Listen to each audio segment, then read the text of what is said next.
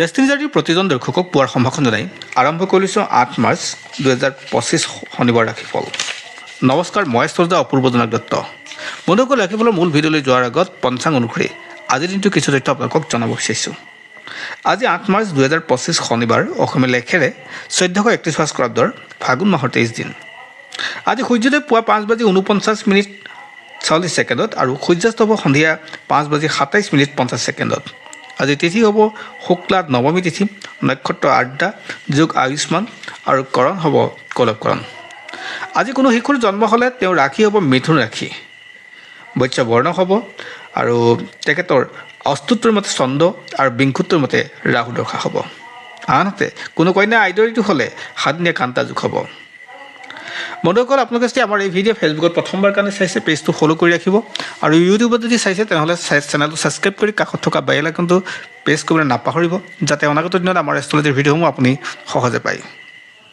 বন্ধুসকল, 12টা ৰাশি আছে মেঘ ৰাশিৰ পৰা মীন ৰাশিলৈ। এই 12টা ৰাশি কেনে যাব আজিৰ দিনটো তাকে জনাম, গতিকে আপুনি ভিডিঅ'টো শেষলৈকে চাব আৰু ভিডিঅ'টো লাইক, কমেণ্ট আৰু শ্বেয়াৰ কৰিবলৈ নাপাহৰিব।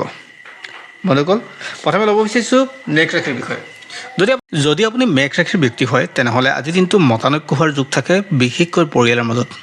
পতি পত্নীয়ে হওক বা পিতৃ মাতৃয়ে হওক বা পৰিয়ালৰ আন সদস্যসকলৰ মাজত মতানৈক্য হোৱাৰ যোগ থাকে। গতিকে আপুনি যিকোনো প্ৰকাৰে এই মতানৈক্যৰ পৰা যাতে দূৰত থাকে সেই কথা মন কৰিব। সমান্তৰালকৈ প্ৰেমিক প্ৰেমিকাৰ মাজত আন্তৰিকতা কমিব, তেওঁলোকৰো মতভেদ হ'ব, তেওঁলোকৰ ক্ষেত্ৰতো ক'ৰবাত এৰা এৰি হ'ব পৰাকৈ যোগ সৃষ্টি হয়। আনহাতে স্বাস্থ্যৰ ক্ষেত্ৰত বৰ এটা পজিটিভ নহয়। আপুনি স্বাস্থ্যক লৈ অলপ খেয়াল ৰাখিব, সাধাৰণতে বুকুৰ বিষয়ে আপোনাক সমস্যাত পেলাব। ঠিক তেনেকৈ আৰ্থিক স্থিতি বৰ এটা পজিটিভ দেখা পোৱা নাই, গতিকে লেনদেন কৰোঁতে আপুনি সাৱধান হ'ব লাগিব। ইয়াৰ পিছত আহিছোঁ বৃষ ৰাশিলৈ। যদি আপুনি বৃষ ৰাশিৰ ব্যক্তি হয়, আপুনি মান সন্মান অৰ্থাৎ মান মৰ্যাদা সকলো পাব। আজি হঠাৎ আপোনাৰ টকাৰ বৰষুণ পৰিব বুলি ক'ব পাৰি, অৰ্থাৎ আপোনাৰ যিকোনো ফালৰ পৰা আজি টকাৰ পোৱাৰ যোগ থাকে। হয়তো পাবলগীয়া পইচা আপুনি ঘূৰাই পাব বা নতুনকৈ আপোনাৰ টকাৰ উৎস অৰ্থাৎ উপাৰ্জনৰ উৎস আপোনাৰ মিলিব।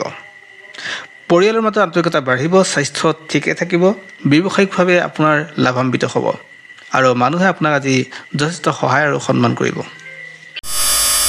ব্যক্তি তেনেহ'লে আপুনি যদি কামো বিচাৰি আছে তেনেহ'লে কাম বিচাৰি পোৱাৰ সম্ভাৱনা আছে, অৰ্থাৎ আপোনাৰ কৰ্মস্থানৰ উন্নতিৰ যুগ আছে আৰু কৰ্মস্থান পোৱাৰ প্ৰাপ্তিৰ যুগ আছে। ঠিক তেনেকৈ আপোনাৰ ব্যৱসায় ক্ষেত্ৰতো নতুনত্ব লাগিব। আজি স্বাস্থ্যৰ ক্ষেত্ৰত উন্নত থাকিব। সমান্তৰালকৈ আপুনি প্ৰপাৰ্টি যদি ক্ৰয় কৰিম বুলি ভাবিছে তেনেহ'লে আজিৰ দিনটো আপোনাৰ কাৰণে যথেষ্ট শুভ দিন, অৰ্থাৎ আজিৰ দিনটো আপোনাৰ কাৰণে পজিটিভ বাৰ্তা আহিব। ইয়াৰ পিছত আহিছোঁ কৰ্কট ৰাশিলৈ। যদি আপুনি কৰ্কট ৰাশিৰ ব্যক্তি হয় তেনেহ'লে আজি আপুনি কোৱাৰ প্ৰত্যেকটো কথা ৰাইজৰ বাবে উপকাৰী হ'ব আৰু ঘৰখনৰ বাবে উপকাৰী হ'ব। অৰ্থাৎ আপুনি কোৱা কথাত আজি ৰাইজে সাহস পাব, ঘৰখনে প্ৰেৰণা পাব আৰু সকলো ক্ষেত্ৰতে আপোনাৰ কাৰণে পজিটিভ বাৰ্তা আহিব। গতিকে আজি আপোনাৰ কাৰণে ভাল দিন। সমান্তৰালকৈ স্বাস্থ্য আৰু ব্যৱসায় আপোনাৰ এই দুয়োটা ক্ষেত্ৰত আপোনাৰ লাভান্বিত হোৱাৰ যোগ থাকে আৰু ছাত্ৰ ছাত্ৰীসকলৰ কাৰণেও এই ক্ষেত্ৰত যথেষ্ট শুভ পৰিণাম পাব।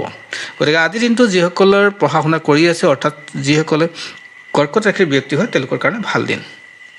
ইয়াৰ পিছত আহিছোঁ সিংহ ৰাশিলৈ। যদি আপুনি সিংহ ৰাশিৰ ব্যক্তি হয়, আপোনাৰ উৎসাহ উদ্দীপনাই হেৰুৱাই নেপেলাব।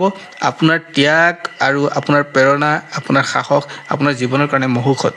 গতিকে আজিৰ দিনটো আপুনি যি ত্যাগ কৰে আৰু যি সাহসেৰে আগুৱাই যায় সেয়াতে আপুনি সফল হ'ব, অৰ্থাৎ সেই স্থানতে আপোনাৰ সফলতা অৰ্থাৎ আপোনাৰ পৰিচয় পাব। গতিকে আজিৰ দিনটো আপোনাৰ কাৰণে ভাল দিন। আপুনি যদি ৰাজনৈতিক নেতা হয় বা আপুনি যদি কোনো নেতা হয়, দল সংগঠনৰ লগতে আপুনি কোনো বিশেষ কামত যদি আপুনি নেতা হৈ কাম কৰিছে তেনেহ'লে আজিৰ দিনটো আপোনাৰ কাৰণে যথেষ্ট শুভ দিন বুলি ক'ব পাৰি। আজি আপুনি মান সন্মান সকলো পাব।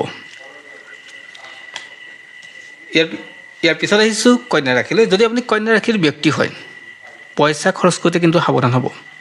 টকা যিকোনো ক্ষেত্ৰতে য'তে ত'তে আপুনি ইনভেষ্ট নকৰিব। আজিৰ দিনটো টকা পইচা ইনভেষ্ট কৰিলে আপোনাৰ ক্ষেত্ৰত লোকচান হোৱাৰ সম্ভাৱনা আছে, গতিকে সেই ক্ষেত্ৰত আপুনি চালি জাৰি চোৱাটো দৰকাৰ। স্বাস্থ্যৰ ক্ষেত্ৰত নতুন বাৰ্তা পাব, অৰ্থাৎ পূৰ্বে যি বেমাৰ আজাৰ হৈছিল সেই বেমাৰ আজাৰ আপোনাৰ ভাল হ'ব। গতিকে স্বাস্থ্যক লৈ আপুনি চিন্তা কৰিবলগীয়া কথা নাথাকে। পিতৃ মাতৃৰ স্বাস্থ্যক লৈ অলপ কিন্তু চিন্তা থাকিব, গতিকে সেই ক্ষেত্ৰত আপুনি অলপ মন দিব লাগিব। আৰু প্ৰেমিক প্ৰেমিকাই হওক বা ঘৰুৱা যে পতি পত্নীৰ মাজতে হওক আন্তৰিকতা বৃদ্ধি পাব, অৰ্থাৎ তেওঁলোকৰ মাজত পূৰ্বতে হৈ থকা মতভেদ মতানৈক্য দূৰ হ'ব। ইয়াৰ পিছত আহিছোঁ তুলা ৰাশিলৈ।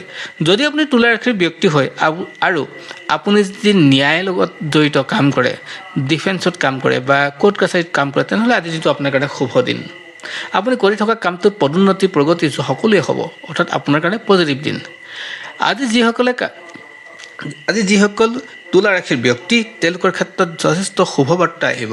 কৰ্মস্থানত পদোন্নতিৰ লগতে ব্যৱসায়ত নতুন গতি লাভ কৰিব, অৰ্থাৎ আপোনাৰ ব্যৱসায়ৰ কাৰণে পজিটিভ বাৰ্তা আহিব, য'ত আপোনাৰ কিনা বেচা ক্ষেত্ৰত প্ৰয়োজনীয়তকৈ অৰ্থাৎ পূৰ্বতকৈ তেওঁলোকৰ কাৰণে লাভান্বিত হ'ব। গতিকে আজিৰ দিনটো ভাল দিন। আৰু সমান্তৰালকৈ যিসকলে লেখা পঢ়া কৰি আছে তেওঁলোকৰ ক্ষেত্ৰত কিন্তু বৰ এটা পজিটিভ দেখা পোৱা নগ'ল। ইয়াৰ পিছত আহিছোঁ বৃশ্চিক ৰাশিলৈ। যদি আপুনি বৃশ্চিক ৰাশিৰ ব্যক্তি হয় তেনেহ'লে ঘৰৰ কথাবোৰ একান্তই শুনিব লাগিব আজি। অন্যথা আপুনি কোৱা কথা বা কৰা কাম আপোনাৰ বৰ এটা ৰিজাল্ট ফলপ্ৰসূ নহ'ব। কাৰণ আজিৰ দিনটো আপোনাৰ মানসিকভাৱে চাপ থাকিব, স্বাস্থ্যৰ বৰ এটা পজিটিভ নাথাকে, অৰ্থাৎ আপোনাৰ স্বাস্থ্যক লৈ আপুনি সমস্যাত ভুগিবলগীয়া হ'ব পাৰে। যাত্ৰা নকৰাই ভাল দূৰ দূৰণলৈ, কাৰণ আপোনাৰ যে এই যাত্ৰা বৰ এটা পজিটিভ দেখা পোৱা নাই। ইয়াৰ পিছত আহিছোঁ ধনু ৰাশিলৈ। যদি আপুনি ধনু ৰাশিৰ ব্যক্তি আৰু আপুনি বন্ধুবৰ্গৰ লগত থাকি ভাল পায়, তেনেহ'লে সেই বন্ধুবৰ্গই আজি আপোনাক ছাৰপ্ৰাইজ দিব, অৰ্থাৎ আপোনাৰ কাৰণে ভাল বাৰ্তা লৈ আহিব।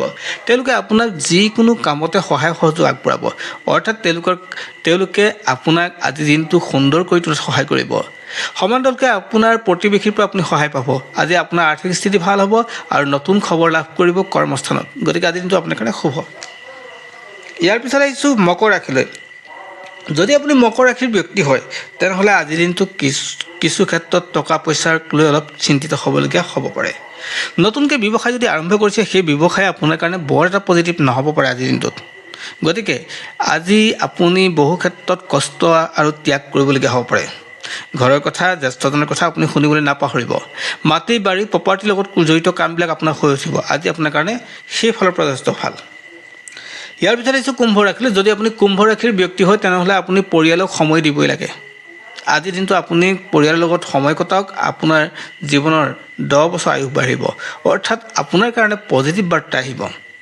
আজি পৰিয়ালৰ লগত সময় দিলে, আজি পৰিয়ালৰ লগত কথা পাতিলে আপুনি যথেষ্ট মানসিক শান্তি পাব। আৰ্থিক স্থিতি বেটাৰ থাকিব। আজি ব্যৱসায়ী নতুন গতি লাভ কৰিব। আজি কৰ্মস্থানত পদোন্নতি হ'ব। ওপৰৰ বছৰৰ পৰা অৰ্থাৎ ওপৰ মহলাৰ বছৰৰ পৰা আপুনি মান সন্মান পাব, মৰম শ্ৰদ্ধা পাব। আজি আপোনাৰ কাৰণে ভাল দিন। ইয়াৰ পিছত আহিছোঁ মীন ৰাশিলৈ।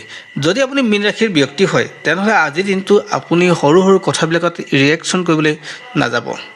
আপুনি কৰা প্ৰত্যেকটো ৰিয়েকশ্যনে পজিটিভ নহ'ব পাৰে। গতিকে আজিৰ দিনটোত কৰা ৰিয়েকশ্যনে আপোনাক সমস্যাত পেলাব। স্বাস্থ্যক লৈ আপুনি সমস্যাত পৰিব। ব্যৱসায় বৰ এটা পজিটিভ নাথাকে। ঠিক তেনেকৈ আপোনাৰ টকা পইচাৰ ক্ষেত্ৰত, লেনদেনৰ ক্ষেত্ৰতো আপুনি সাৱধান হ'ব লাগিব।